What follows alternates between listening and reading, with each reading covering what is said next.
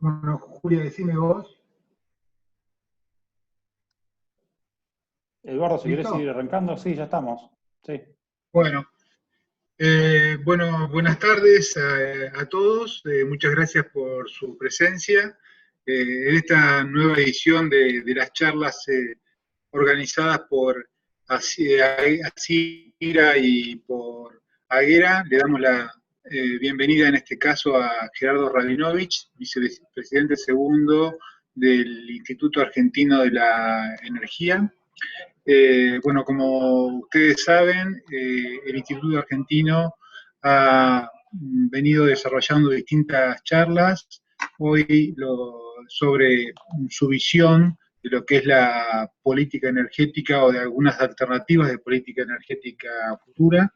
En esta oportunidad, bueno, les pareció bien poder compartir con todos nosotros a través de este medio su visión para poder generar un ambiente de debate y así poder contribuir con la visión propia del instituto como siempre lo hace.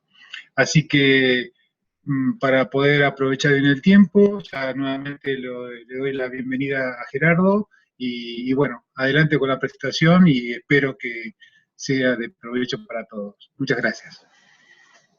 Bueno, Eduardo, muchas gracias por la invitación y por el interés en conocer las medidas o los trabajos que hemos venido haciendo en el Instituto durante este año. Hemos aprovechado el confinamiento de un conjunto de especialistas cercanos al Instituto para poder plantear un primer documento que fue las bases para la reorganización del sector energético, la reorganización integral, que tuve la oportunidad de presentar en la Unión Industrial Argentina hace un tiempo atrás. Y a raíz de eso, o no, digamos, en coincidencia con eso, seguimos trabajando, reduciendo un poco el volumen de nuestro trabajo hacia un documento de medidas concretas, probablemente en el corto plazo, pero inscriptas en una visión de largo plazo del sector energético. Las ideas iniciales de nuestro trabajo parten de un convencimiento simple que mantenemos desde hace un tiempo, no es nuevo ni tiene que ver con la asunción de un nuevo gobierno, etcétera, y es que el sector energético se encuentra en un estado de crisis estructural profundo. Digamos, en algunas publicaciones periodísticas aparecieron algunas definiciones un poco más duras, como que si seguimos por este camino, digamos, llegamos a una situación insostenible para el funcionamiento del sector y obviamente para todos aquellos que toman servicios del sector energético. Nuestro documento se centra en una propuesta de transición múltiple desde una situación actual insatisfactoria en la cual nos sentimos incómodos como participantes y en cierta medida actores del sector energético, hasta llegar a una situación futura deseable. Estas transiciones múltiples están, digamos, o pueden ser sintetizadas en 5 aspectos. La primera es una transición energética simple y pura hacia una matriz sustentable, en la cual tenemos que cumplir con los compromisos de descarbonización que la Argentina ha asumido en el ámbito de las negociaciones internacionales por cambio climático, con un objetivo de largo plazo que hay que, en cierta medida, cuantificarlo, y es llegar al año 2050 con un sector energético neutro en emisiones de carbono. Una transición en la productividad. Nuestro convencimiento es que el sector energético es un sector de muy baja productividad. Produce en determinadas situaciones servicios y productos caros, con calidades de servicio cuestionables. Una transición en el esquema de mecanismo de formación de precios y tarifas del sector energético. Una transición hacia mecanismos de decisiones racionales que nos permitan evitar despilfarrar dineros públicos en obras de infraestructura que no tienen estudios de factibilidad completos, y llegado en el caso límite a obras de infraestructura digamos de muy baja posibilidad de funcionamiento. Ejemplo puede ser la central térmica de carbón en el sur del país, que debería funcionar con otros combustibles porque no tiene el carbón suficiente para operar en condiciones normales. Y una transición moral finalmente que elimine o que avance en la eliminación de los problemas de, digamos, arbitrariedad y corrupción que son conocidos ya no solo en el ámbito energético, sino en el ámbito de la obra pública de la Argentina. Creemos que solamente un acuerdo amplio y sensato,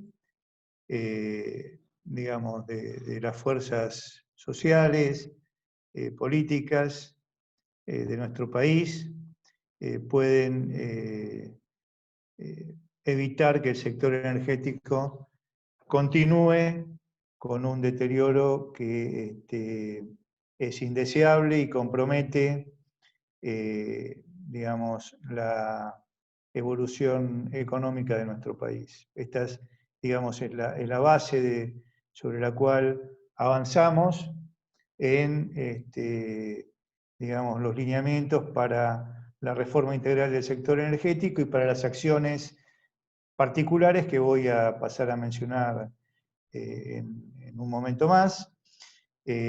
Simplemente metodológicamente hemos trabajado en 4 equipos. Uno que coordiné yo trabajó sobre el sector eléctrico. Un equipo que fue coordinado por el licenciado Alejandro Einstos trabajó sobre los mecanismos de formación de precios y tarifas energéticas. Un tercer equipo, coordinado por el licenciado Julián Rojo, trabajó sobre el mercado de hidrocarburos. Y finalmente, un equipo, yo diría, transversal, coordinado por la ingeniera Sabatier, que se dedicó a, digamos, la idea central de nuestros trabajos, que es la transición energética con vistas al futuro objetivo que mencioné al principio. En el caso de, voy a empezar con el mercado de hidrocarburos, pero esto que voy a comentar en el mercado de hidrocarburos lo pueden proyectar a los otros mercados energéticos, del gas y de energía eléctrica. Nuestra visión es que en el upstream de cada uno de los mercados podamos llegar a, digamos, producciones o mercados competitivos, allí donde la competitividad se pueda instalar, ya sea en forma concreta o a través de la participación del Estado en simulaciones que pongan a los actores en situaciones de competencia, como en algún momento fue el sistema, digamos, de despacho y formación de precios en el mercado eléctrico mayorista en los años 90, o como actualmente se intenta simular condiciones de competencia en los mecanismos de subastas para la compra de gas natural por parte del mercado electrónico del gas. La primera propuesta para digamos, esquema de competitividad en el mercado de los hidrocarburos está integrado por la digamos, confección de un programa integral para incrementar la productividad de costos, para la productividad y reducción de costos de producción, y el umbral de productividad que planteamos tiene que ver con la posibilidad que los hidrocarburos que producimos en Argentina estén en condiciones de ser colocados en particular, yo diría, para los líquidos, en los mercados internacionales, en condiciones, digamos, de rentabilidad para el productor, dada la situación de la Argentina como tomador de precios de petróleo crudo en el mercado internacional. Esa condición de competitividad estaría respaldada por la confección de un Plan Nacional de Exploración de Hidrocarburos en los próximos 180 días, que permita la continuidad de las licitaciones de la exploración offshore en el mar argentino que se iniciaron durante la gestión del gobierno anterior en forma exitosa. La competitividad tiene que tener en cuenta que el Estado Nacional no está en condiciones de brindarle subsidios a la oferta, y creemos que hay que eliminar todo tipo de subsidios, y en el caso de los compromisos asumidos en el mercado del gas natural, no reanudarlos a partir del año 2021. Que el Estado nacional o los estados provinciales no tengan que avalar ni financiar obras de infraestructura para la evacuación de la producción que sean de uso exclusivo o mayoritario de los concesionarios de producción. Por otro lado, la producción comercializada en el mercado interno, dada la condición de, digamos, exportador de crudos, y vamos a ver un poco más adelante cómo la asumimos, tiene que ser una comercialización basada en export parity, en condiciones FOB. Indiferentemente si tomamos como benchmark de nuestros crudos el Brent o el WTI, lo podemos discutir, no sería, digamos, un tema central, sino más bien instrumental, sino que, digamos, de base, el precio del crudo para el mercado interno tiene que estar fijado en función de su cotización en los mercados internacionales en condiciones FOB.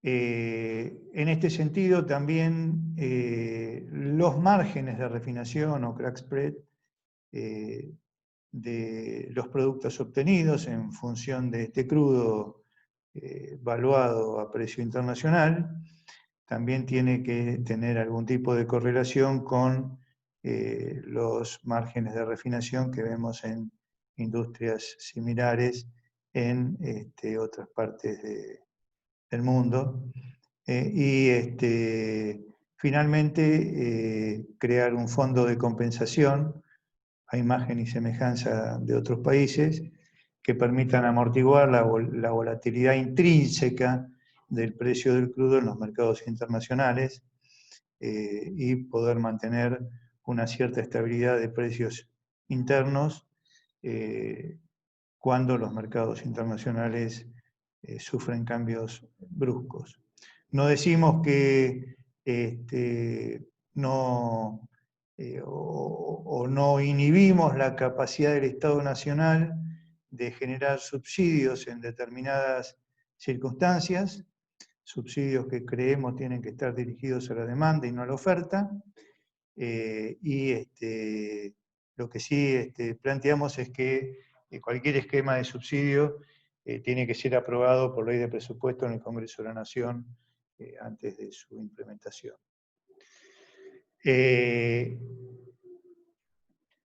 Las medidas siguientes, que tienen que ver con el incremento de productividad y reducción de costos, tienen que digamos, ver con alguna incorporación de, digamos, medidas que la Argentina ya había, digamos, sancionado en leyes antiguas, como la ley 14331, que es la ley del presidente Frondizi para la exploración de cuencas convencionales, o criterios uniformes de fiscalización en la producción de hidrocarburos, de acuerdo al artículo 31 de la ley 17319, o en los casos de situaciones de excepcionalidad en los mercados internacionales, digamos, aplicar el artículo 6º de la ley 17319, que habilita al Estado a otorgar subsidios a los productores, teniendo en cuenta que estos subsidios deben ser calculados en función de los costos reales de producción en yacimiento, y que tienen que tener un periodo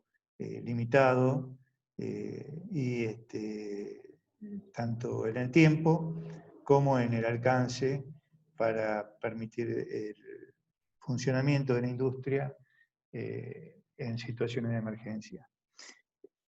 Es claro que, digamos, desde marzo de este año hasta hoy, estamos atravesando situaciones de emergencia y, digamos, el Estado Nacional no tiene la claridad, ni las herramientas, ni los instrumentos suficientes como para poder afrontar esta situación de emergencia sin, digamos, aplicar medidas arbitrarias como la que se ha conocido como el barril criollo, o la aplicación, vamos a ver un poco más adelante, de un precio, digamos, al gas natural, que también han llamado el BTU criollo. Creemos que hay herramientas suficientes para no tomar medidas arbitrarias que finalmente son pagadas por el conjunto de los consumidores. Creemos que hay que reevaluar a fondo el proyecto Estrella Vaca Muerta, ese proyecto Estrella que ha atravesado varias administraciones, que ha comenzado, digamos, a levantar notoriedad a partir del año 2010, 2012, y que ha llegado digamos, al extremo por el cual se ha comparado la capacidad del sector de hidrocarburos de la Argentina de producir divisas como las produce el campo.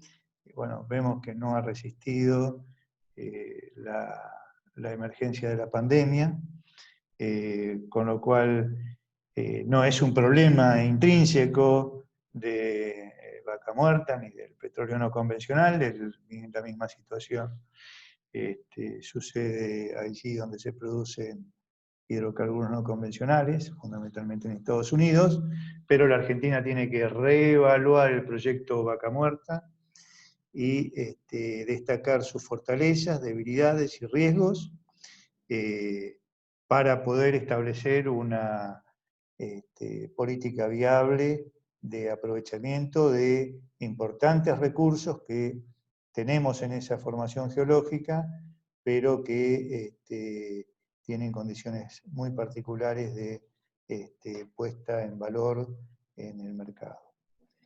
La cuarta propuesta tiene que ver con un rol activo del Estado Nacional y la principal empresa energética nacional, que es YPF, modificando, decimos nosotros, la relación histórica desde la privatización, que ha sido una situación pasiva, y muy atada al argumento por el cual, como empresa que cotiza en Bolsa de Valores en Nueva York, tiene que tener ciertos cuidados, que nosotros creemos que es así, pero donde hay que hacer valer el criterio de accionista mayoritario que tiene el Estado Nacional y las provincias con el 51% de las acciones.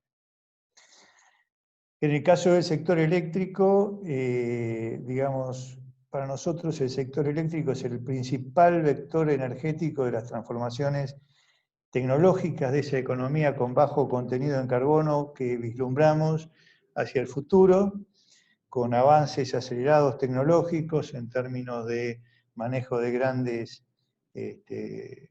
digamos, volúmenes de información, de aprendizaje a través de la inteligencia artificial, el e-learning, bueno, todo esto transformado al sector eléctrico. Ustedes saben que agregan contenidos nuevos en materia de la autoproducción por parte de productores individuales o el manejo de la demanda de los consumos, que cambian completamente y van a ir cambiando los modelos de negocios que actualmente están vigentes en el sector eléctrico y que además van a permitir que el sector eléctrico pase a ser un actor importante en esa política de descarbonización en la cual nos hemos referido al principio. Y en este contexto, las transformaciones que se operaron en los años 90 claramente ya no son suficientes para hacer frente a estos desafíos, a lo que agregamos que la crisis del 2002, la caída del plan de convertibilidad, etcétera, desarticuló completamente el andamiaje empresarial, jurídico e institucional del sector, por el cual entendemos que hay que no da lugar para una reforma del marco regulatorio actual, sino para el diseño de un nuevo marco regulatorio que capture las especificidades que va a tener la electricidad en la vida cotidiana en el futuro, como decía antes, con una participación cada vez más activa de cada uno de los usuarios en la producción y el control de su demanda. Planteamos un segmento de producción competitivo, manteniendo los despachos técnicos en el sistema argentino de interconexión basados en el costo marginal de producción, pero con mecanismos de formación de precios que tienen que ser repensados. Ya el mecanismo de precios basado en el costo marginal ha planteado una serie de problemas importantes, sobre todo con la penetración de las nuevas formas de energía o de producción de energía eléctrica a partir de fuentes renovables no convencionales que, digamos, agregan energía al sistema a costo marginal cero y que por lo tanto bajan el valor del precio del mercado spot, el cual sigue manteniendo su carácter indicativo para la expansión, pero ya no es una herramienta adecuada para la remuneración de las inversiones y de los productores.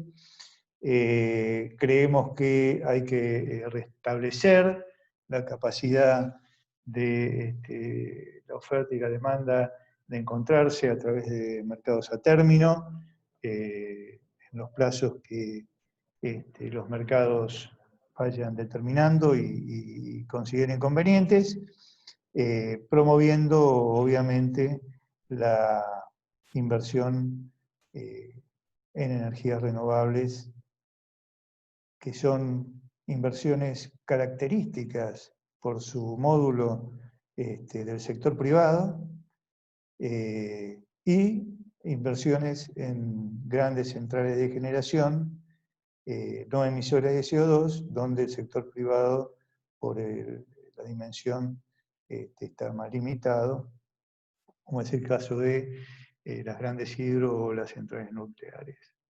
En materia de transporte y distribución, no vemos por ahora la posibilidad de cambios en la regulación para el uso de las redes. Son, ustedes saben, monopolios naturales, pero la incorporación del usuario productor como actor cada vez más decisivo en el sistema va probablemente a ir transformando esta característica y tenemos que estar preparados para esas transformaciones.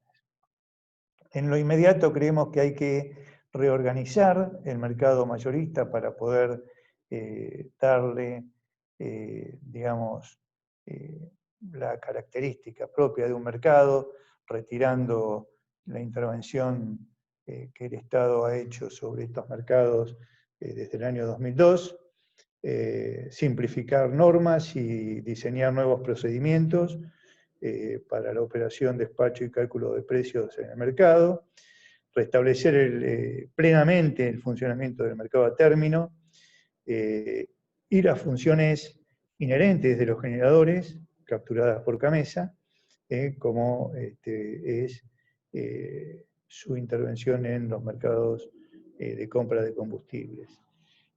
Por otra parte, incorporar al usuario productor en las normas del mercado como un nuevo actor del sistema que no está previsto en la actual legislación.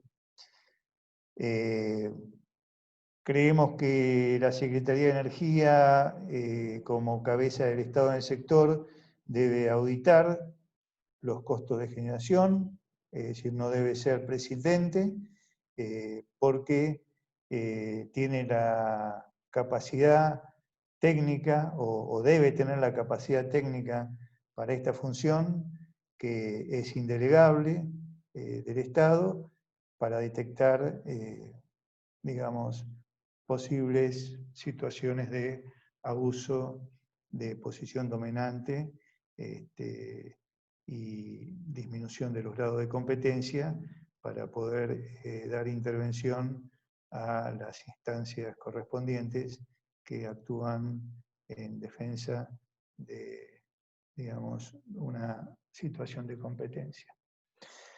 En materia institucional, el organismo encargado del despacho debe ser reorganizado también. El organismo encargado del despacho ha ido perdiendo las funciones originales, o por lo menos se le han ido agregando funciones que no estaban previstas, hasta transformarlo en el, digamos, actor determinante del sistema. Creemos que no tiene que ser el actor determinante del sistema, y para lo cual es necesario separarlo en dos empresas: una que puede seguir manteniendo la estructura actual y dedicándose a la administración del mercado, como, digamos, las actividades propias de administración, facturación, cobranzas, elaborar los documentos de transacciones, apartamentos, detectar apartamentos, cobrabilidad, etc. Y una segunda empresa que sería, a nuestro criterio, lo que llamamos el operador independiente del sistema. El operador independiente del sistema es, digamos, una construcción similar a la que funciona en otros países y que tiene que ver con la gestión técnica del sistema eléctrico, ya sea el despacho, la planificación o programación diaria, semanal, estacional, los estudios del sistema de potencia, etcétera, que están a cargo de Camesa, pero simultáneamente tiene que incluir la función de transportista, por lo menos en el sistema de extra alta tensión, y poner bajo su responsabilidad la expansión, operación y mantenimiento del sistema argentino de interconexión, absorbiendo para el Estado Nacional las acciones que todavía están en manos del sector privado en Transener. ¿Por qué este esquema? Porque a nuestro entender, digamos, el transporte de extra alta tensión es una actividad de características estratégicas para los objetivos de incorporación de nuevas capacidades de generación basadas en fuentes de energía renovable y en el futuro manejo tecnológico de las innovaciones que el sector eléctrico va a ir incorporando, fundamentalmente con la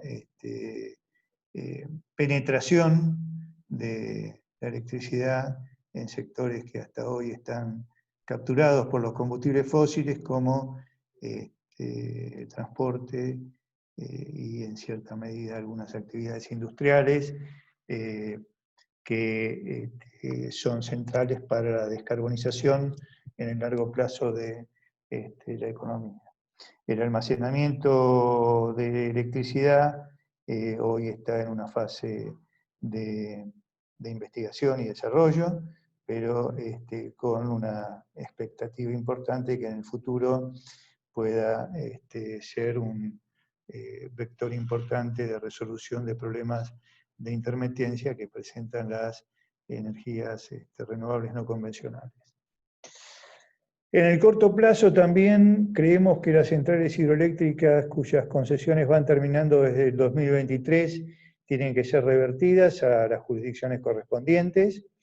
Previamente el Estado Nacional y las jurisdicciones provinciales tienen que hacer tareas de auditoría muy delicada para establecer el estado en el cual esas concesiones que finalizan van a ser revertidas al concedente, el estado de los contratos en cada caso, la actuación del concesionario y la elaboración de un reglamento general, nacional, para la operación del recurso hídrico y la definición de los nuevos mecanismos de operación y mantenimiento que cada jurisdicción considere conveniente para ir adoptando. Simplemente aquí digamos, una mención a un trabajo que se presentó hace poco en un seminario que muestra que el mecanismo de, digamos, reversión a las jurisdicciones correspondientes de las centrales hidroeléctricas y la implementación de contratos de operación y mantenimiento para las mismas permitirían que el precio medio monómico del mercado, a diferencia de una renovación de concesiones o un reconcesionamiento de estas centrales, ese precio disminuiría en el orden de los $10 el megavatio hora y permitiría un precio de la energía eléctrica competitivo para nuestro país y para los usuarios. Creemos que hay que mantener e incentivar y profundizar la penetración de las fuentes de energía renovable en nuestro sistema eléctrico. El programa Renovar ha dado resultados, podemos discutirlos, pero lo que no se puede negar es que hoy hay más de 2.000 megavatios eólicos o 2.500 operando en el sistema, próximamente habrá 500 megavatios solares operando en el sistema. Ha sido una corriente de inversión, generación de trabajo y, digamos, reducción de emisiones de CO2, obviamente, que ha dado resultados. Esos resultados pueden ser mejorados, pero no hay que detener la penetración, creemos nosotros, de estas formas de producir energía eléctrica en nuestros sistemas. También proponemos crear en el ámbito de la Secretaría de Energía una unidad que específicamente esté a cargo de la finalización de obras de infraestructura que ya llevan años de construcción y que no, o proyectos que están dando vueltas, que digamos, no tienen terminación. Creemos que hay que hacer un esfuerzo para la terminación de esas obras que están actualmente en construcción.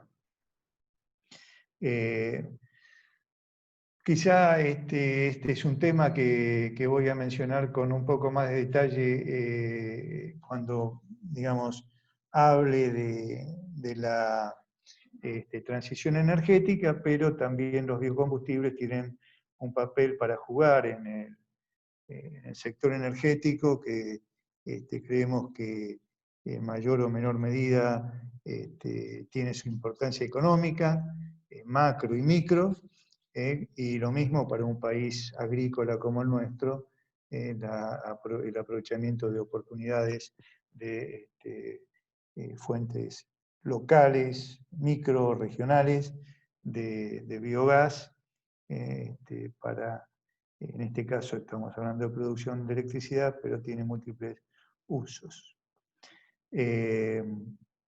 Somos partidarios de la fijación de precios y tarifas, lo voy a mencionar un poco más adelante, que al menos remuneren los costos de producción. No somos partidarios de subsidios generalizados como se aplicaron hasta el año 2015 y se trataron de eliminar en el periodo de gobierno posterior con mayor o menor éxito, pero que están volviendo y que, digamos, generan un estrés en la economía inaceptable. Digamos, los subsidios, hemos visto que en estos meses los subsidios del Tesoro a Camesa para equilibrar las cuentas de producción de energía eléctrica se han multiplicado y que van a seguir creciendo este año en una situación macroeconómica muy difícil posterior a la pandemia por la que estamos atravesando. Creemos más en los subsidios focalizados a la demanda, en aquellos sectores que así lo requieran y que, digamos, ha sido bastante discutido. Hay propuestas, digamos, detalladas, pero probablemente con visiones contrapuestas nunca han tenido el desarrollo que requiere en la actividad de subsidio de energía eléctrica. Entendemos que hay que ser agresivo en las políticas de eficiencia energética. Aquí, digamos, brevemente, a nivel internacional, ustedes saben que hay dos grandes columnas de descarbonización de la economía, y estas dos grandes columnas son el desarrollo de la producción de energía en base a fuentes renovables, y quizás la más importante de ellas es la eficiencia energética, que, digamos, no tiene el sex appeal que tienen los grandes proyectos de infraestructura, pero, digamos, los múltiples proyectos, diría miles de proyectos individuales, producen resultados que permitirían reducir las emisiones de carbono en el ámbito internacional prácticamente en un 40% del monto de reducciones que se piden para poder cumplir con el objetivo de no incrementar la temperatura media del planeta en 1,5 grados centígrados hacia fines de siglo.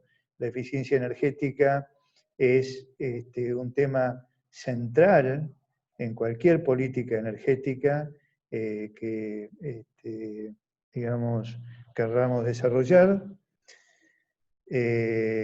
Y algunas de las medidas, probablemente muchas de ellas, están siendo estudiadas en un proyecto financiado por la Unión Europea que sigue su camino a pesar de las discontinuidades institucionales de nuestro país, pero que requieren una digamos, disminución de la intensidad energética en los próximos años y, digamos, rápidamente la elaboración de un Plan Nacional de Eficiencia Energética. También quizás fuera del sector eléctrico, pero inscripto en él, todas estas acciones que estamos planteando tienen que estar inscritas en un Plan Energético Nacional, por lo menos de 10 años, quizás más, que tiene que ser presentado por el Poder Ejecutivo y aprobado por el Poder Legislativo como una ley y política de Estado de largo plazo de nuestro país en materia energética. En materia de precios y tarifas, el enfoque, brevemente, es un enfoque en el cual, a nuestro criterio, estamos frente al principal problema de la economía energética de la Argentina. Vemos que el gas natural como vector fundamental de la economía energética de nuestro país, porque, digamos, la mitad de la energía primaria es gas natural, el 70% de la producción de energía térmica eléctrica es gas natural, es el formador de precios por excelencia de nuestra energía, y entonces los mecanismos de formación del precio es un punto central para el funcionamiento del sector energético. Ese mecanismo de formación de precios no puede ser arbitrario y su fijación impacta en la macro y en la micro de la industria. Nosotros buscamos un mercado transparente y competitivo para determinar el precio del gas en el mercado interno, que genere incentivos a la producción, limite la incidencia de posiciones dominantes y arroje precios alineados a mercados de competencia. Fundamentalmente creemos que los mecanismos de subastas que también comenzaron a implementarse en el transcurso del gobierno anterior han dado resultados positivos. Digamos, los precios que se han obtenido, a pesar de, digamos, que el diseño de estos mecanismos de subastas puede ser mejorado, debe ser mejorado, muestran o permiten descubrir la situación de los precios del gas natural, tanto del lado de la oferta como del lado de la demanda, y permiten, en cierta medida, alertarnos sobre las imperfecciones del mercado y establecer medidas que permitan transparentar una mayor situación de competencia y una mejor formación de precios en los distintos mercados. Uno de los puntos importantes para incrementar la competencia es que crezca el número de participantes, productores, y el más inmediato es Bolivia. Nosotros creemos que Bolivia puede y debe participar como un competidor local más, y ese, digamos, criterio debe ser llevado a la renegociación del contrato de abastecimiento con Bolivia después del vencimiento de la cuarta adenda a ese contrato. Y digo esto porque también tenemos que estar alertas respecto de la situación de reservas y producción y de compromisos de Bolivia con los mercados de exportación y con su mercado interno, que podrían llegar a poner en riesgo la situación de abastecimiento de gas natural desde ese país y el incumplimiento de contratos que siempre generan fuentes de tensión. Las subastas tienen que tener en cuenta, obviamente, la estacionalidad. En su presentación sobre el mercado de gas, Marcos Curtó habló de algunos temas de contractualización y yo le pregunté respecto de contratos de largo plazo. Podemos discutir si los contratos pueden ser más cortos o más largos, pero el mercado nos dirá cuál es el crédito que le da el productor y los requerimientos que tiene el consumidor, pero las subastas tienen que apuntar hacia una mayor contractualización del mercado, incluyendo subastas planas para la base del diagrama de cargas del sistema de abastecimiento de gas, y subastas particulares para el pico de la demanda. Ustedes saben que durante los meses de invierno la Argentina multiplica en forma importante sus requerimientos de gas. Las subastas en el pico nos permitirían descubrir los precios del pico y asignar con mejores criterios a aquellos que deben pagar el pico, y una vez asignados esos criterios, focalizar los subsidios que sean necesarios para los sectores que no puedan hacer frente o que por sus características geográficas requieran acceder a ayudas desde el Estado. El punto de normalizar el mercado de gasocinas lo mencioné anteriormente cuando hablé de devolverle a Camesa o reorganizar Camesa. Rápidamente, en relación al downstream de la formación de precios, creemos que hay que restablecer las condiciones del mercado previas a los decretos 180 y 181, derogando lo que llamamos el unbundling, que es la prohibición de las distribuidoras de suministrar gas natural a grandes usuarios. Creemos que la venta de paquetes, gas, transporte más distribución permitirían mayores opciones de competencia. Hemos dicho que no creíamos necesaria la intervención de los entes reguladores y lo reafirmamos. Tienen que volver a ser normalizados con los criterios que se consideren adecuados, ya sea a través de nuevos concursos o digamos, restableciendo a los funcionarios que fueron elegidos por concurso en el gobierno anterior. Digamos, por cualquiera de esos mecanismos, tienen que ser normalizados los entes reguladores, son la pata, digamos, equilibrante del sistema de abastecimiento de gas y de energía eléctrica, digamos, entre el consumidor y el productor, fijando las regulaciones o los controles necesarios para que el mercado pueda funcionar en equilibrio, que pueda tener seguridad la iniciativa privada, pero que también el usuario menos protegido pueda ser, digamos, protegido en el corto, en el mediano y en el largo plazo. En el corto plazo no creamos que el congelamiento de tarifas protege al usuario y el subsidio generalizado protege al usuario. En realidad lo pone en riesgo en el mediano y en el largo plazo.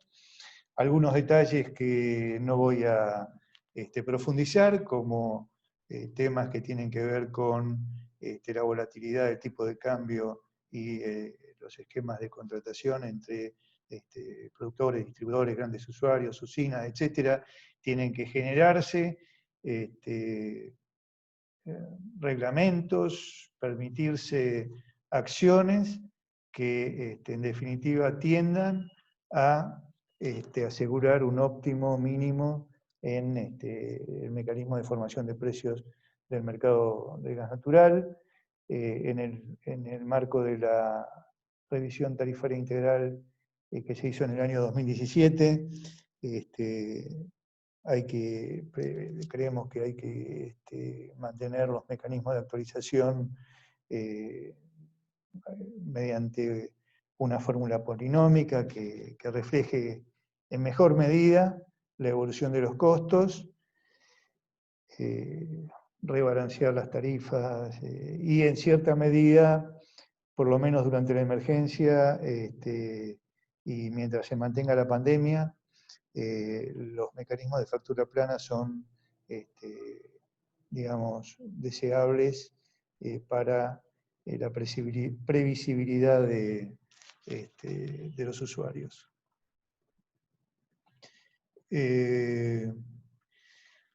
Ampliar la oferta interna de gas natural a través de nuevos usos, a través de nuevos actores, integrar a Bolivia generar nuevos mercados a través de proyectos innovadores, transporte de carga con gas natural licuado, abastecimiento a localidades aisladas, que algunos proyectos ya se están haciendo, seguir explorando ese camino, y finalizar el gasoducto del NEA que permita en realidad completar ese proyecto que está interrumpido en la provincia de Salta y que permitiría canalizar mayores flujos de gas desde Bolivia y darle más competencia al mercado. En realidad, esa terminación del tramo de gasoducto de Salta, si ustedes quieren verla en el largo plazo también, es un sistema que cierra el abastecimiento de gas natural desde nuestras cuencas productoras, la cuenca productora de Bolivia, hacia los grandes centros consumidores de Buenos Aires, pero también de San Pablo, que está vinculado a Bolivia por el gasoducto Gasbol, cuyo contrato está finalizando o ha finalizado hace poco tiempo. Y finalmente, respecto a la transición energética, y tratando de cumplir con el tiempo de esta charla y permitir un debate, digamos, más rico en el área de la transición energética. Obviamente ya he hablado respecto de políticas dirigidas a reducir la emisión de gases de efecto invernadero, pero también a mejorar y a observar las obligaciones que el artículo 41 de la Constitución Nacional nos impone. La meta que nosotros vemos es la descarbonización de la economía y tener un sistema económico neutro en emisiones hacia el año 2050, con una industria energética como vector de desarrollo de distintas actividades, digamos, industriales, transporte, etc. Este es un desafío de carácter sistémico, y por eso vuelvo al principio, al requerimiento de amplios consensos de largo plazo, volcados en un plan energético nacional y un marco legal que exprese estos consensos, que no estemos discutiendo temas que ya hemos discutido y que ya a los cuales ya se habían llegado a consensos, y que esos consensos se rompen.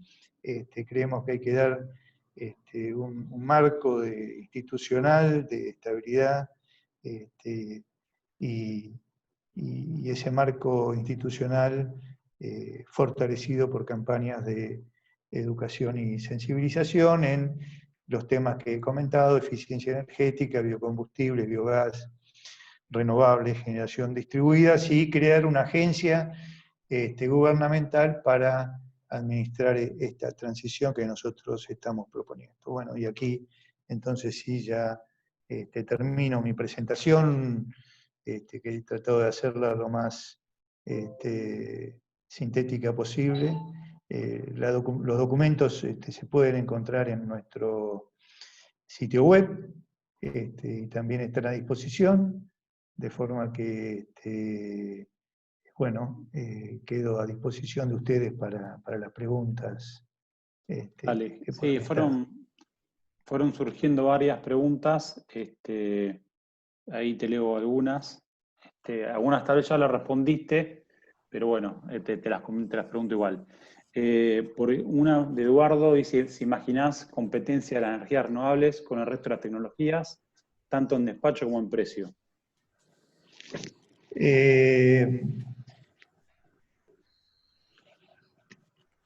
No solo lo imagino, sino que además lo promuevo. Digamos, las energías renovables no convencionales tienen que adoptar mecanismos de competencia en pie de igualdad con el resto de las fuentes de generación, y creo que estamos en un momento en el cual lo pueden hacer a raíz de, digamos, la caída de los precios que estas energías muestran en el mundo, y que también han mostrado en las distintas rondas del Plan Renovar, ya son energías que, digamos, en la jerga podemos llamar energías de red, que pueden competir, pero tenemos que encontrar los mecanismos adecuados para que esa competencia no sea destructiva. ¿Qué quiero decir con esto? Digamos, hemos visto que en el pasado estas energías intermitentes fueron subsidiadas y eso les permitió bajar los precios. No fueron subsidiadas por nosotros, fueron subsidiadas por los consumidores europeos, por los consumidores japoneses, americanos, etc. Nosotros aprovechamos la caída de precios basada en esos subsidios. Esos subsidios generaron distorsiones en los mercados basadas en los tipos de contratos que favorecieron la expansión de esas fuentes de energía. Me refiero fundamentalmente a feed-in tariff, etc. Y que ahora están evolucionando hacia otros tipos de contratos donde el mercado spot tiene que volver a hacer referencia de expansión del sistema digamos, el sistema tiene que mantener equilibrio de fuentes que permitan su estabilidad futura. El desafío es grande, pero creo, digamos, estoy convencido que tenemos que encontrar mecanismos de competencia para que estas fuentes de energía, que son las fuentes del futuro, conjuntamente con el desarrollo de las técnicas de almacenamiento y la creciente participación de los generadores distribuidores, se verifique en las mejores condiciones de competencia posibles, porque creemos que el usuario final debe ser el beneficiado y no debe aportar subsidios a determinados desarrollos que hoy ya no lo requieren, ¿no?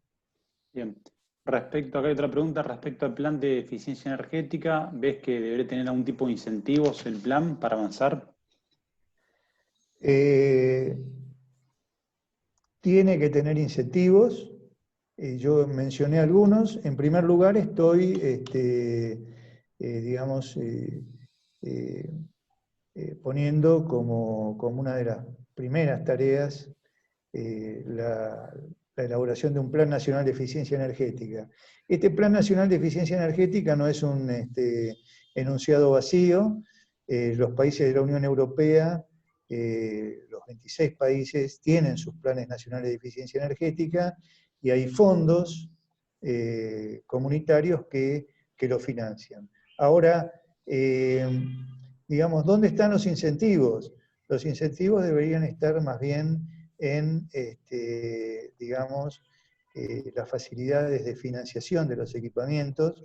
Es decir, el sector financiero tiene que jugar un papel muy importante,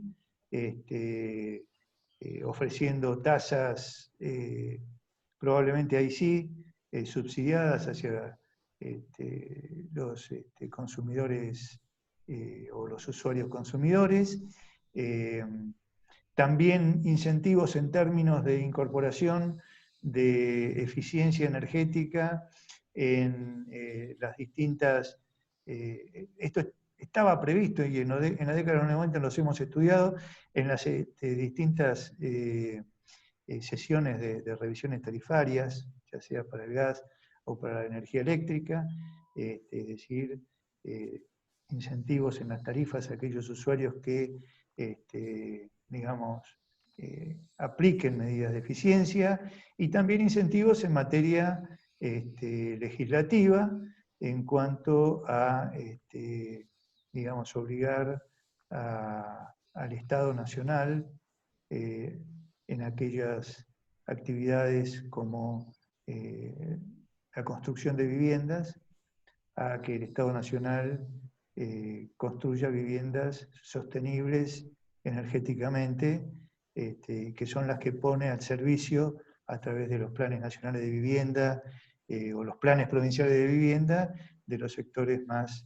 desprotegidos. Esas viviendas nuevas tienen que ser viviendas sostenibles energéticamente y también, digamos, en esos casos promover el uso de todos los medios necesarios para también lograr una disminución de las emisiones de gases de efecto invernadero, fundamentalmente en usos como calefacción, etcétera, a través de ya simples y conocidos calefones solares, etcétera.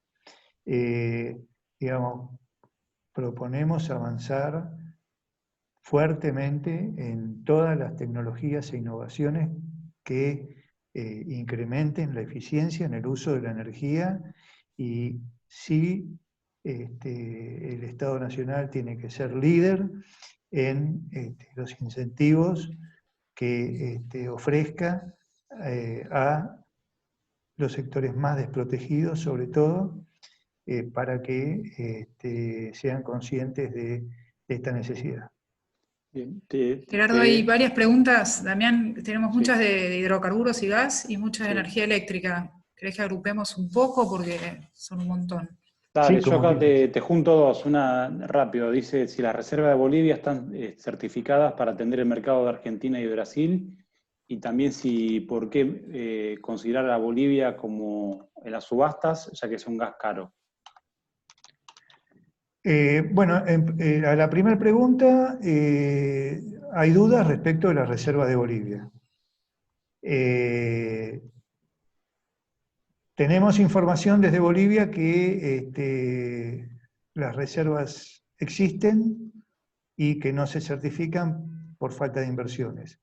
Por una razón u otra, estas dudas no nos permiten trabajar como trabajamos en el pasado, con contrato de largo plazo, en base a reservas probadas y a mecanismos take or pay, deliver or pay, etc. Entonces lo que decimos es, ok, Bolivia como país, digamos, nos presenta dudas.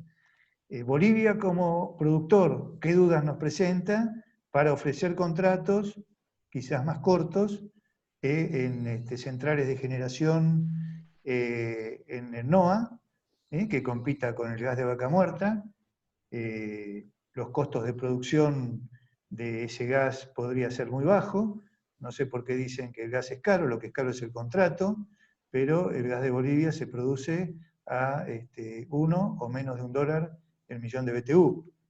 Gerardo, ¿esta participación de Bolivia entonces sería durante el contrato de Bolivia o estamos hablando de después de 2026? ¿En qué momento estás pensando a meter a Bolivia compitiendo? Bueno, yo dije que, digamos, a fines de año vence la cuarta adenda. Entonces, Sí, pero el contrato si continúa. sí, tenemos la posibilidad de renegociarlo.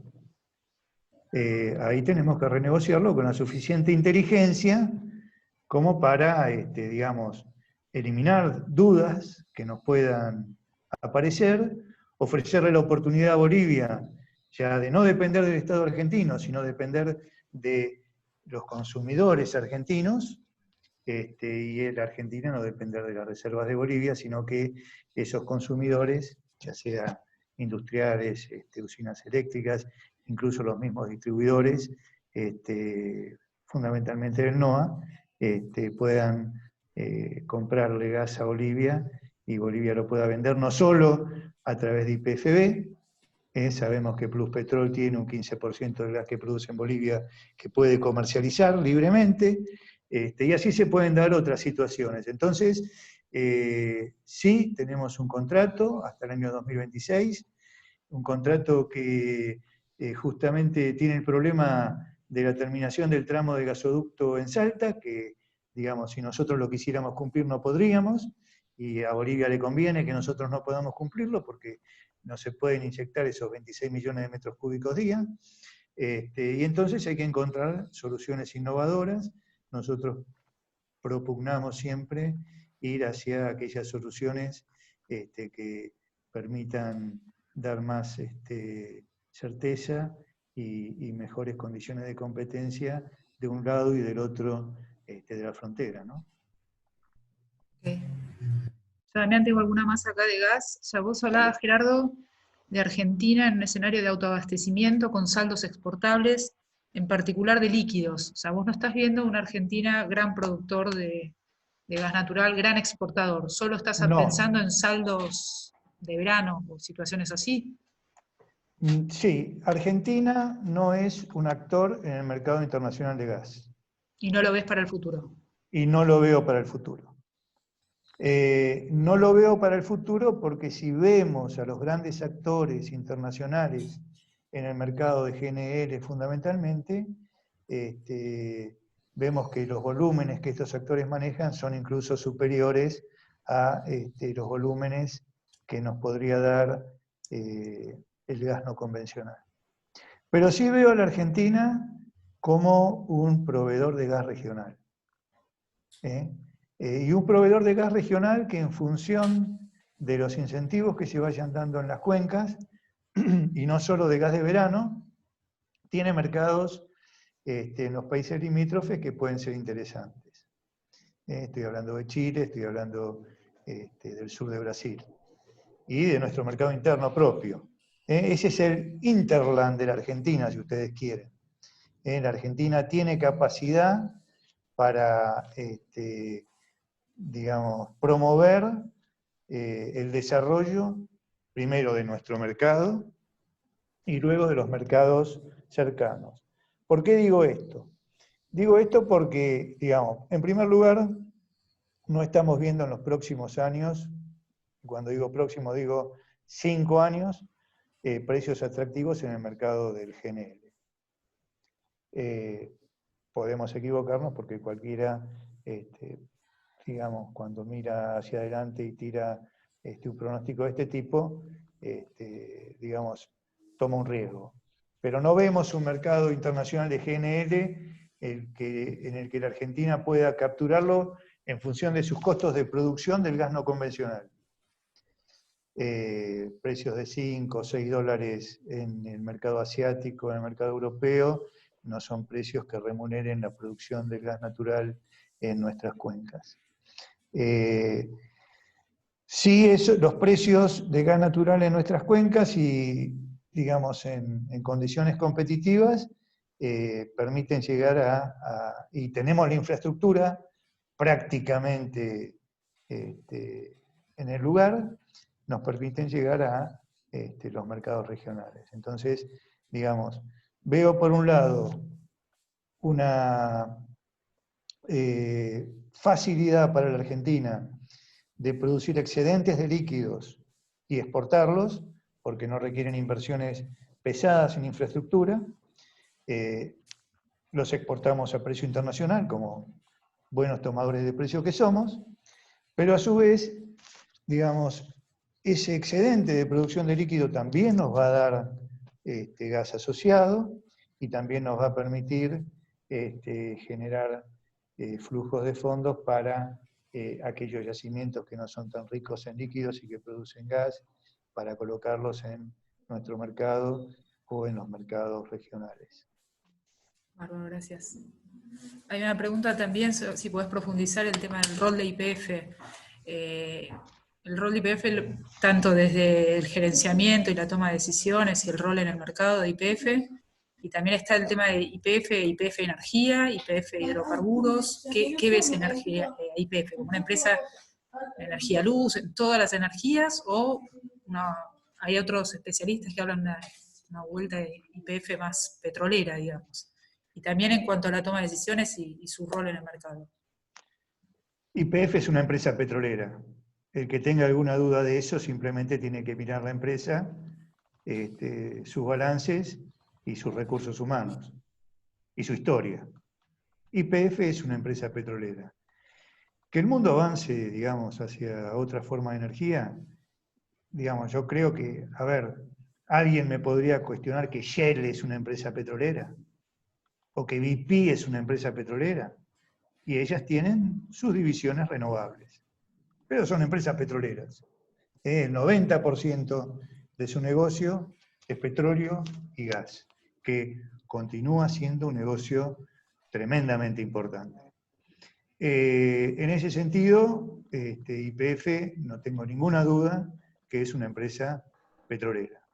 En segunda medida, es el primer productor de petróleo de la Argentina y es el primer productor de gas de la Argentina. Y en tercera medida, es el principal vendedor de productos petroleros, gasoil, nafta, y finalmente es la empresa más grande de la Argentina, en términos de facturación, en términos de liquidación de impuestos. Digamos, la importancia de YPF en la Argentina es tremenda. En ese sentido, creemos que esa importancia se tiene que ver reflejada en las decisiones estratégicas del país, que también tienen que preservar el derecho de sus accionistas, no mayoritarios, pero el país tiene que, y creo que en ese sentido, un plan energético nacional de largo plazo, sumado a un futuro de estabilidad macro, etcétera, pueden dar las señales adecuadas para que YPF, en conjunto con su propietario mayoritario, que es el Estado Nacional, desarrolle las estrategias adecuadas para que sea un vector de desarrollo de nuestro país, considerando en el fondo que la energía es el medio y no el fin del desarrollo económico de nuestro país. La Argentina no es un país petrolero, exportador, es un país con petróleo, no es un país gasífero, es un país con gas, y es un país que, si ve por algún lado su salida económica, la tiene que ver aprovechando sus recursos naturales para los desarrollos que generen realmente empleo, tecnología, etc. Entonces, creo que en ese sentido, Energía y sus dueños mayoritarios tienen que ir armónicamente en un plan que cumpla con esos objetivos. Hay otra, continuando con el gas, hay otra pregunta sobre gasoducto de Vaca Muerta a San Nicolás, que circuló un documento no oficial respecto a otro proyecto que es Tratayén hasta San Jerónimo. ¿Cuál es la opinión del Mosconi, ya sea de ese proyecto que es extraoficial, o si no del gasoducto Tratayén, Saliqueló, San Nicolás? Bueno, nuestra opinión tiene que ver, y está fundamentada en lo que dije al principio, es un proyecto de infraestructura que no tiene estudio de factibilidad. No conocemos la factibilidad de ese gasoducto. No conocemos, y lo preguntamos a las autoridades anteriores, que nos dijeron que no había una factibilidad hecha por el Estado, a pesar que el Estado financia con fondos del ANSES gran parte del gasoducto, y que esa factibilidad iba a venir de la licitación por parte de los privados, que iban a decir la factibilidad, ok, entonces, ¿cuál es el precio que va a pagar el usuario por el gas transportado por ese gasoducto al final del camino? No lo conocemos. ¿Quién lo va a pagar? Nosotros creemos que realmente, y por eso hablamos de reevaluar el proyecto Vaca Muerta, que realmente si el Estado tiene que intervenir, tiene que ser claras esas intervenciones. Si hay, posibilidades de construir un gasoducto que tiene una vida útil de 25 años, llenarlo por lo menos en su 70% durante los 25 años y generar una palanca de desarrollo en yacimiento y un abastecimiento seguro, confiable y de bajo costo en el consumo, creemos que, hay que estudiarlo y el Estado tiene que ver en qué se compromete o no. Si el negocio tuviera esas características, no veo por qué no hay un sector privado capaz de financiar el gasoducto. Y un Estado capaz de darle una cierta estabilidad regulatoria e institucional, y no crear artilugios dentro del marco legal actual, por el cual sería un gas de uso propio que no tendría que seguir las reglas de la ley 24076, y crear una nueva transportista, y darle una concesión por X tiempo, en fin. Nuestra opinión es que hay que estudiar la factibilidad de ese gasoducto durante los 25 años de su vida útil, y transparentar los beneficios que ese gasoducto le va a aportar al usuario y al productor. Bien. Gerardo, tengo varias preguntas del sector eléctrico también, no queremos que se vaya el tiempo. Por ejemplo, un tema que vos decís es el tema de compra de las acciones de Transener y juntarlo con una camisa dividida en dos, la parte más de la operación, de las redes, y la otra, la parte transaccional.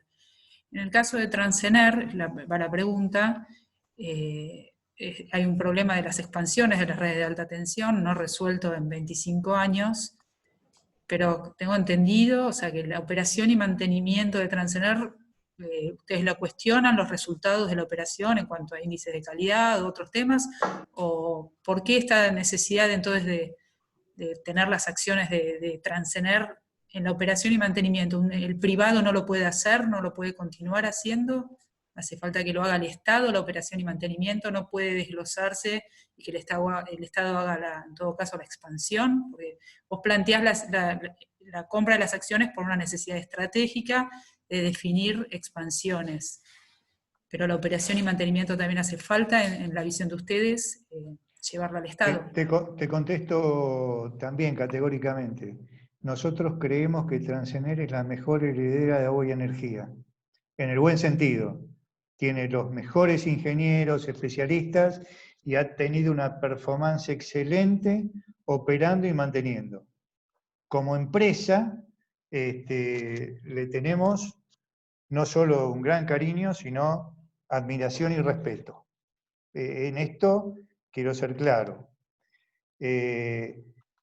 No va en ese sentido nuestra propuesta, sino en el sentido de lo que vos mencionabas antes y en el sentido estratégico que le damos al transporte. Lo que mencionabas antes es el talón débil de la transformación del sector eléctrico en los años 90 y que fue la expansión del sistema de transporte. El método de expansión del sistema de transporte no funcionó.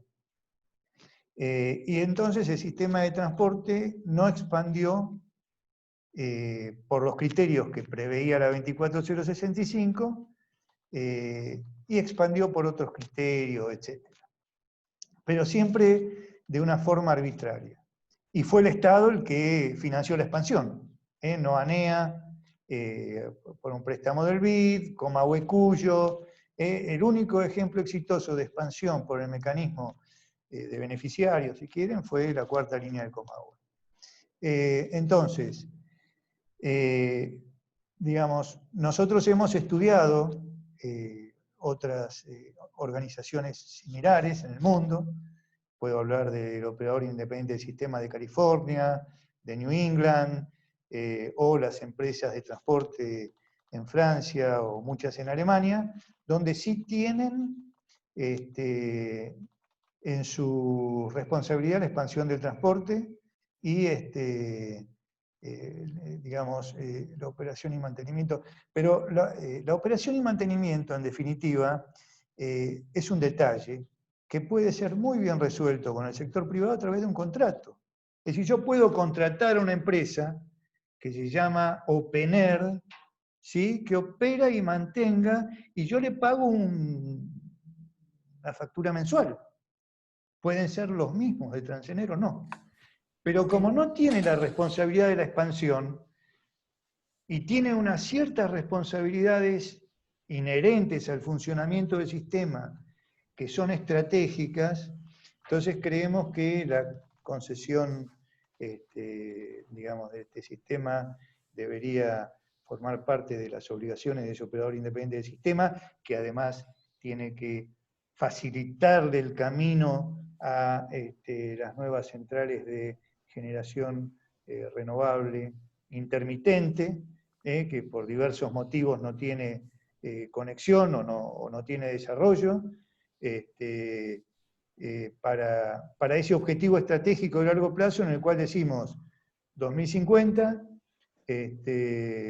sector eléctrico descarbonizado, energías no emisoras de CO2, cuál tiene que ser el sistema de transporte, quién lo va a hacer, y en función de eso, yo diría que el tema de la operación y mantenimiento es un tema menor que puede dar lugar a contratos con empresas privadas, con una, varias, etcétera, que tienen la experiencia, es más, habría que pensarlo un poco, pero no creemos, y vuelvo a repetir, que sea un fracaso de Transenal como empresa, es más bien un fracaso de la Argentina en el diseño del sistema regulatorio del transporte en extra alta tensión, que creemos que se mejoraría de esta forma. Acá hay una pregunta sobre hidrógeno. Héctor pregunta o comenta que en Europa se va a aplicar como combustible preponderante en el futuro, y cómo ves la posibilidad que Argentina sea proveedor de este combustible en el mediano y largo plazo. Bueno, el hidrógeno forma parte del mix del futuro, indudablemente. No hay ninguna duda. En transporte de carga en larga distancia, en ferrocarriles. Si queremos, digamos, ser exitosos en el control de la emisión de gases de efecto invernadero, el hidrógeno está en el mix. No es el preponderante, o no sé si ese será el preponderante, pero está en el mix. Y en ese sentido, la tecnología hoy todavía en Argentina no se ha desarrollado, por lo menos en capacidad operativa, como para poder decir que la Argentina puede jugar un papel importante, pero tiene los recursos para hacerlo. Y podría ser, digamos, en un diseño de un sistema energético de largo plazo, una buena opción para aprovechar la intermitencia de las energías renovables no convencionales que hoy estarían operando en los momentos en que la curva de carga no lo requiere, pero que sí tienen el recurso para el funcionamiento de electrolizadores, etc. No estoy pensando en el hidrógeno gris, que es el que sacamos del gas, estoy pensando en el hidrógeno verde, que es el que obtenemos a través de electrólisis, y sí, efectivamente el hidrógeno tiene y va a formar parte del mix energético en el futuro. Y la Argentina tiene que estar preparada para ese desafío. Creo que hace poco hubo un acuerdo entre YPF y otros... un consorcio, crearon un consorcio. Un consorcio para desarrollar esto y nos parece muy bien. Julia, ¿una pregunta? Sí, Gerardo, hay varias preguntas más. Cuando hablas de las concesiones hidro, la finalización de las concesiones hidro, paso al poder concedente, ¿estás hablando de paso a las provincias? Alguna pregunta, esto no es una transferencia a título gratuito para las provincias que no hicieron las inversiones, sino que le hicieron la nación. Y el otro tema es, hiciste un comentario, así juntamos las preguntas, de una baja de costo monómico, puede ser, dijiste de $10 Sí. el megawatt hora, por simplemente conceder la operación y mantenimiento de estas hidros. Hoy se está pagando con una resolución 31 especificada, sin actualizar. Vos decís que a estos valores, o ponerle los que eran en febrero, todavía se tendría un monómico de $10 más bajo, licitando una operación y mantenimiento más bajo que lo que paga estas resoluciones. Y bueno, el tema de transferencia a las provincias, ¿dijiste? Bueno, yo digamos, respecto de la disminución de $10 o lo que fuera, está claro que hay una disminución y un beneficio económico al no haber digamos, un componente de rentabilidad en los requerimientos de ingresos de las concesionarias de energía eléctrica, ¿no? Esos $10 forman parte de un estudio de proyecciones que, como todo estudio, puede, digamos, ser revisado, pero lo que es claro es que es más beneficioso para el mercado la figura del contratista de operación y mantenimiento que la figura del concesionario. Esto por un lado. La Argentina, y esto al momento de la finalización de las concesiones, va a tener que estudiarlo muy bien, porque estas centrales se concesionaron en una época bajo ciertas circunstancias en las cuales probablemente algunas cosas no se hayan cumplido y sean motivo de reclamo de los actuales concesionarios. Pero bueno, estos son temas, diría, a desarrollar, que hay que empezar a desarrollar ya. Respecto del tema hidroeléctrico, son concesiones y no son a título gratuito. El propietario es el Estado y la pregunta era si era Estado nacional o Estado provincial. Entonces la respuesta es, hay concesiones donde el concedente es el Estado nacional y por lo tanto al final se la tienen que devolver al Estado nacional. Es así de simple. Cuando yo concesiono el bar del club, hay una persona que me firma un contrato de concesión por 1, 2, 3 años con sus condiciones, cuando termina le digo, bueno, devolvémelo porque ahora tengo una cooperativa que lo va a operar, pero es mío. No es que le estoy sacando nada a nadie. Entonces, devuelvo al concedente. Hay concesiones que son provinciales. Por ejemplo, Mendoza tiene concesiones hidroeléctricas provinciales. Entonces, lo que decimos nosotros es que al final del contrato de la concesión, como corresponde y como dicen los contratos, tienen que ser de vuelta al concedente. Y el concedente después, o antes, digamos, pero creemos que hay que empezar a estudiar ya este problema, el concedente dirá si la va a volver a concesionar, como lo hizo en los 90, si se la va a quedar y la va a operar y mantener con un contrato con un privado, que opera y mantiene, o si va a crear, con los recursos disponibles, una empresa de la jurisdicción que sea, de operación y mantenimiento, para maximizar los ingresos de esas instalaciones que para nosotros están largamente amortizadas, que fueron pagadas, y no de vuelta, sino que fueron pagadas por los usuarios a través de los fondos específicos.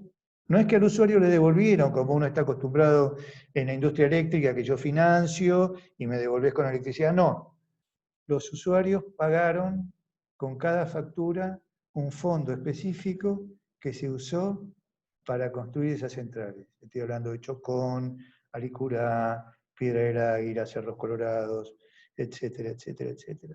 Chacileta, Salto Grande, que no entran en esta discusión. Entonces, es de la gente. Y eso tiene que ser aprovechado por quien ejerce la concesión, ya sea del río o de las estructuras, para que le sea devuelto a la gente, aunque sean las siguientes generaciones, los beneficios de esas decisiones. Bárbaro. Damián, no sé si tienes preguntas, ya que hay otras también del despacho eléctrico. Pregunta de saber sí. Sí, pero bueno, no vamos a poder hacer todas. Hablabas de los generadores volviendo a comprar combustible, firmando contratos con la demanda, supongo grandes usuarios y distribuidores.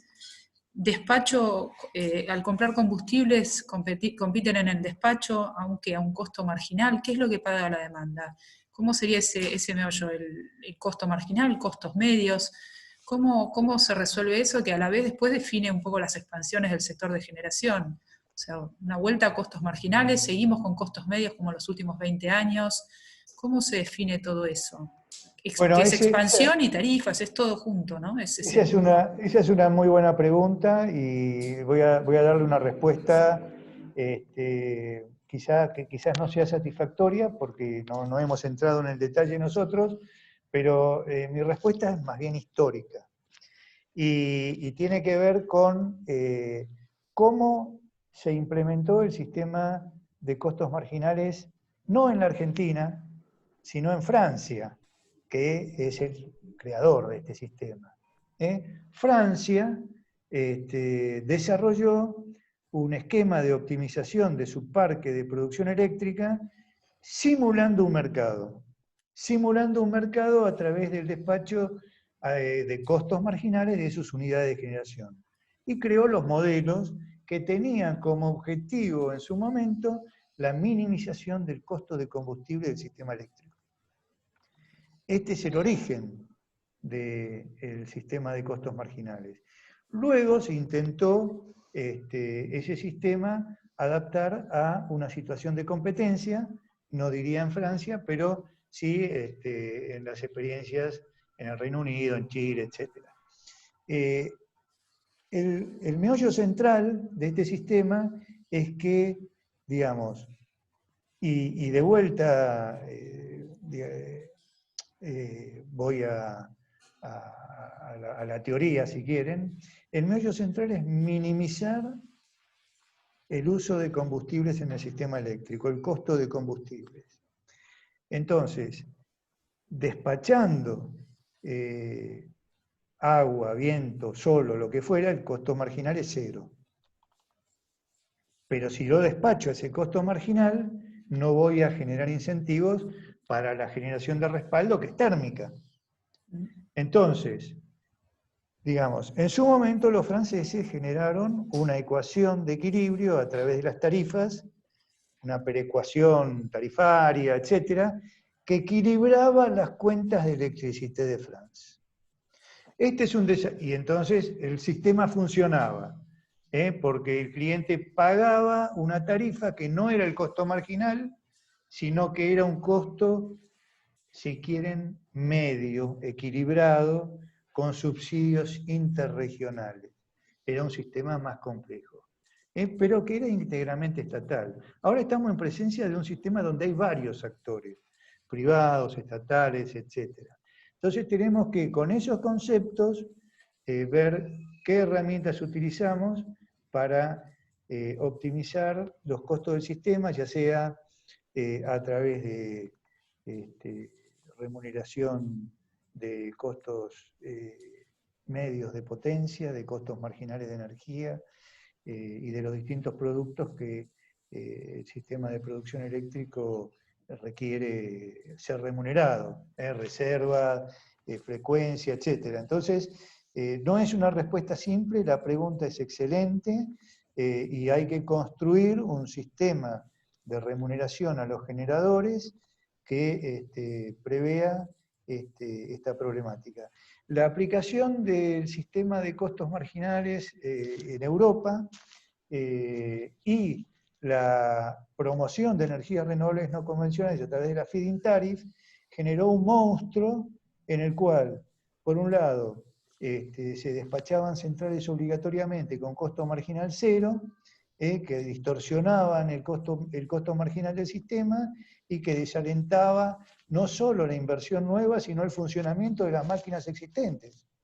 Entonces, dos mercados incompatibles funcionando al mismo tiempo generaron un problema serio. Ustedes ya deben conocer la formación de precios negativos, etcétera, que no tiene una solución trivial ni simple, pero que estamos pensando en un diseño de un mecanismo de formación de precios que tenga esta complejidad, no volver al sistema de los 90, pero tampoco este sistema intervenido que en realidad tampoco refleja precios y genera subsidios impagables. Yo tengo 1000 preguntas, pero basta. Por mí basta porque no. Sí, la para otro día. cortar Eduardo, no sé. 3:30. Eduardo, ya habíamos dicho 3:30, así que si tenés preguntas o cierre, me callo. Estás silenciado, Eduardo. Eduardo. Eduardo, estás cortado. Ahí, hola, ¿me escuchan? Ahí sí, dale. Sí.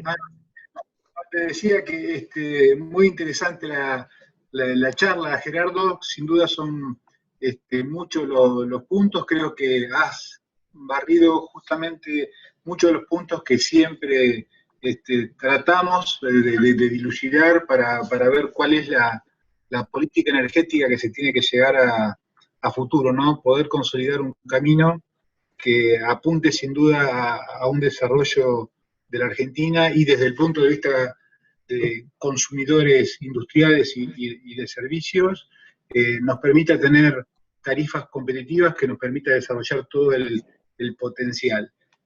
Como te dije recién, sin duda muy valiosos los aportes desde el punto de vista del IAE, y seguramente los convocaremos en otra oportunidad también como para seguir debatiendo estas ideas.